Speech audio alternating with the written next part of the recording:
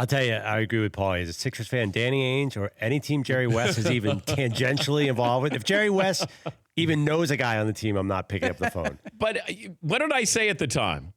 That the best player in the draft is not going to be the guy taken number one. The guy who was considered to be, by Boston, the best player in the draft is Jason Tatum. So if I knew that prior to the draft, I had been told that, you'd think Philadelphia might go, wait a minute here.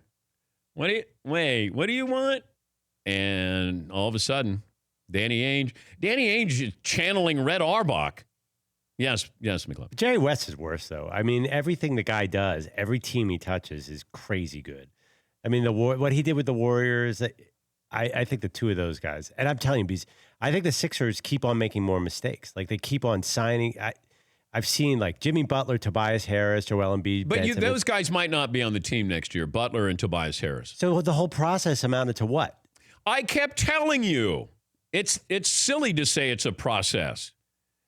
Well, they have a lot of talent. There's a lot of highly paid guys. I know, but you lost for all those years. And then you're going to pat yourself on the back. You lost all of those years, and you got a couple of good players because you drafted them. Wow. Well done. Hey, we took Ben Simmons. We took Joel Embiid. Wow, that's incredible. It's not like Golden State saying, we found this shooter at Washington State. We found this all-around player at Michigan State. We'll take a flyer on the kid from Davidson.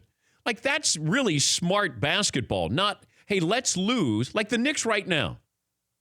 The Knicks are going to get credit accidentally if this somehow works out that they get Zion Williamson and maybe that Durant goes there or Kyrie Irving or both. But they've been losing forever. And now they might actually lose well enough to get a great player who can change that franchise. It's better to lose than to be the number 6 seed for 8 straight years. But you don't get credit, this stupid process. All it was called is tanking. Well, what happened was they gave up on Sam Hinkie and they brought in Brian Colangelo, and he just made mistake after mistake, including the Fultz trade. Okay. If they had picked Tatum, things would be different. But Colangelo was lost. But you want to compliment the process. The process is just a nicer word for tanking. That's all it is. It is. I'd rather... And I hope Philadelphia doesn't win because they don't deserve to. But that's everybody now. The whole league is tanking. The Mavericks have tanked. Yeah, but that's... I look at these teams who are building and doing it the right way and actually care about trying to put a product out there. Now, you can go, boy, we're going to tank for 3 years. Now, if I get to have my prices reduced for my tickets and we're all in on the tanking, then great. If you say to your fan base, hey, lowering prices, we're tanking, full speed ahead. Now, you can call it the process so you don't get fined by the commissioner. But we know what this is. So you were crappy and you lucked into a couple of high draft picks. But you have to. Otherwise, that's the only way to build an NBA team now. No one's signing for Philadelphia. Well, you're not going to get a Joel Embiid unless you tank. It's an unfortunate reality. I'm telling most of the more teams are like the Sixers than are not. Did the Warriors tank? You keep bringing up the Warriors. They're the one exception. They're the greatest franchise in modern basketball. What about the other 29? Did they draft smart? Yeah. Okay. So you're right. So let's follow the Warriors' path. That's easy. I know. How about we're smart in who we draft? Then you have homegrown talent, and then you can keep them. Look at the Bucks. Have the Bucks done it the right way?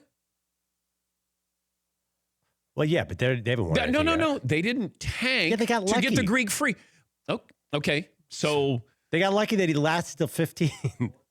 Okay. Maybe smart and lucky, as opposed to being crappy and lucky. Because that's what the Knicks are. That's what the 76ers, that's what teams do.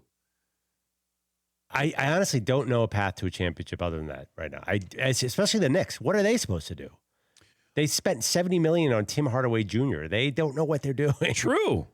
But they may benefit from being so bad, organizational tanking.